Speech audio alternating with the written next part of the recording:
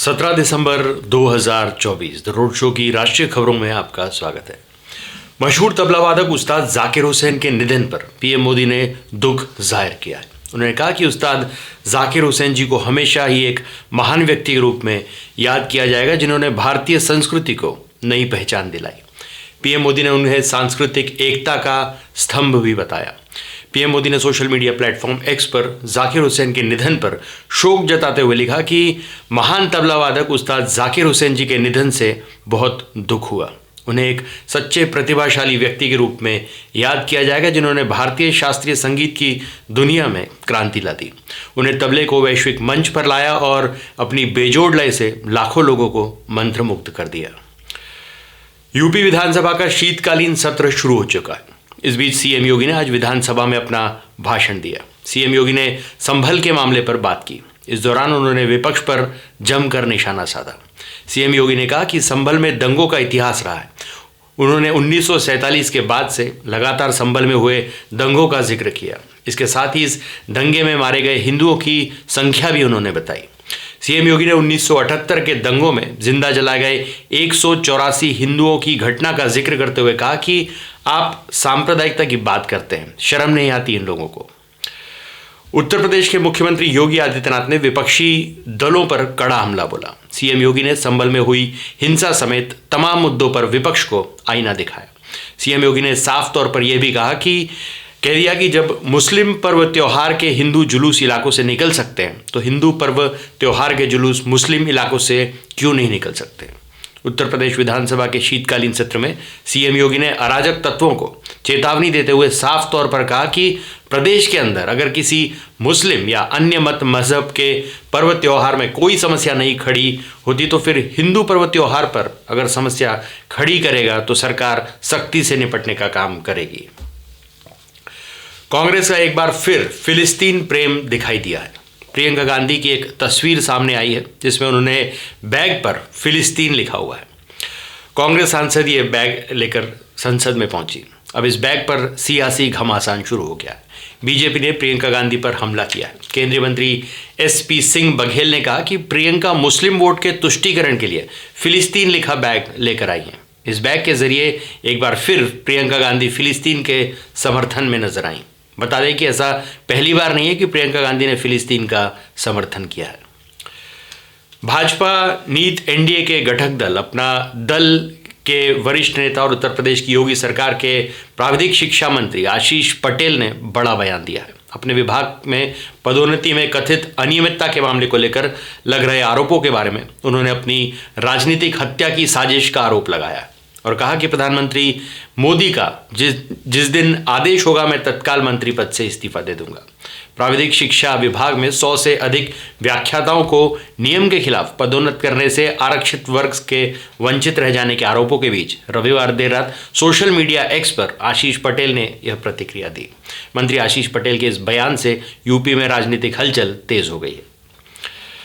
पश्चिम बंगाल की मुख्यमंत्री और तृणमूल कांग्रेस टीएमसी की प्रमुख ममता बनर्जी को इंडिया गठबंधन की कमान सौंपे जाने पर हो रही चर्चा के बीच पार्टी के राष्ट्रीय महासचिव और सांसद अभिषेक बनर्जी का बड़ा बयान सामने आया है। उन्होंने कहा कि इंडिया गठबंधन इस मुद्दे पर चर्चा करेगा। ममता बनर्जी वरिष्ठतम नेता है। मुख्यमंत्री के तौर पर उनका यह तीसरा कार्यकाल है और वो पहले केंद्रीय मंत्री भी रह चुकी हैं। इसलिए इस पर विस्तृत चर्चा होनी चाहिए। कोई भी पार्टी को छोटा नहीं समझा जाना चाहिए। इंडिया गठबंधन में टीएमसी एकमात्र पार्टी है जिसने बीजेपी के साथ साथ कांग्रेस को भी हराया है। यह उनकी ताकत को दर्शाता है। मणिपुर के मुख्यमंत्री एन बीरेन सिंह ने 2 प्रवासी मजदूरों की हत्या के मामले में बयान दिया है। उन्होंने सोमवार को कहा कि बिहार के 2 प्रवासी मजदूरों की हत्या के मामले में एक उग्रवादी संगठन के संदिग्ध 7 सदस्यों को पूछताछ के लिए हिरासत में लिया गया है। इसके अलावा सीएम ने दोनों प्रवासी मजदूरों के परिवार को 10 लाख रुपए की अनुग्रह राशि प्रदान करने की घोषणा की है। इसके अलावा उन्होंने कहा कि अगर जरूरत पड़ी तो मामला एएनआई को भी सौंपा जा सकता है। महाराष्ट्र के मुख्यमंत्री बनने के बाद देवेंद्र फडणवीस पहली बार नागपुर पहुंचे। उनके स्वागत में कार्यकर्ताओं ने भव्य रैली का आयोजन किया। एयरपोर्ट से लक्ष्मीनगर चौक तक भी जुलूस निकाला गया। इस दौरान लुटेरों की भी मौज हो गई। सीएम फडणवीस की रैली में चेन स्नैचिंग और गहने जेवरात जमकर लूटे गए। पुलिस ने इस मामले में कार्रवाई की है। पुलिस ने लूटपाट और चेन स्नैचिंग गिरोह के 11 लोगों को गिरफ्तार किया है। इन सभी ने 33 लोगों के लगभग 26 लाख रुपए के गहने चोरी कर लिए। पुलिस का कहना है कि सीएम की रैली में भीड़ बहुत ज़्यादा थी। दूसरे जिलों से आए लुटेरों ने इसका फ़ायदा उठाया। वहीं पुलिस अब इन लुटेरों से पूछताछ कर रही है।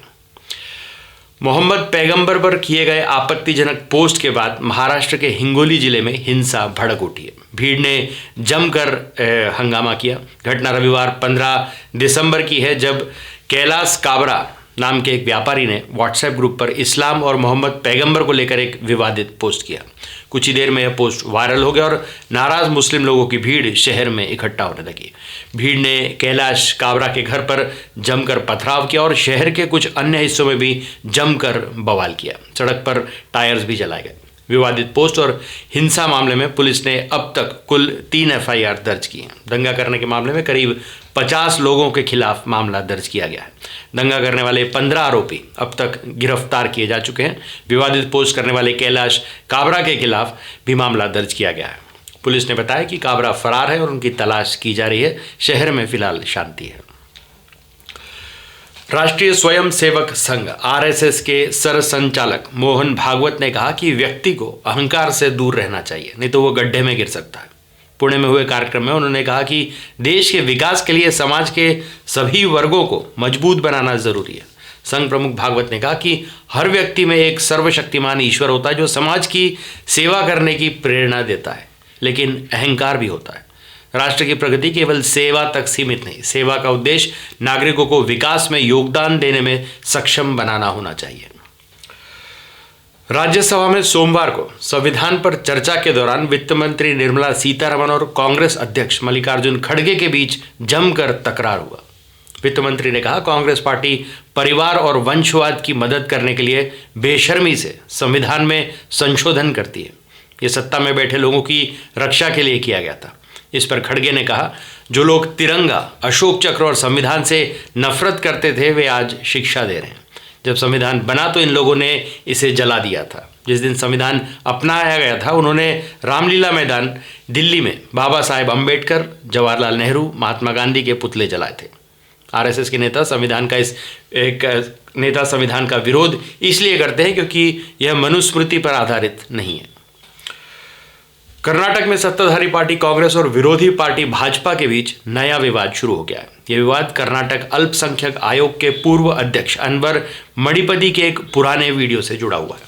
कांग्रेस का दावा है कि यह वीडियो कुछ साल पुराना है और इसमें अनवर मणिपति ने तत्कालीन सीएम येदियुरप्पा के बेटे BY विजेंद्र पर आरोप लगाया था कि उन्होंने वक्फ बोर्ड की रिपोर्ट दबाने के लिए मणिपति को 150 करोड़ रुपए रिश्वत ऑफर की थी। कांग्रेस के इस दावे के बाद खुद मणिपति ने कहा कि रिश्वत भाजपा ने नहीं बल्कि कांग्रेस के अफसरों ने दी थी। वहीं भाजपा प्रदेश अध्यक्ष और विधायक BY विजेंद्र ने कहा कि कांग्रेस के आरोप झूठे हैं। सच सामने लाने के लिए CBI जांच कराई जानी चाहिए।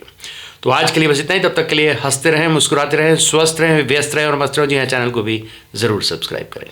धन्यवाद।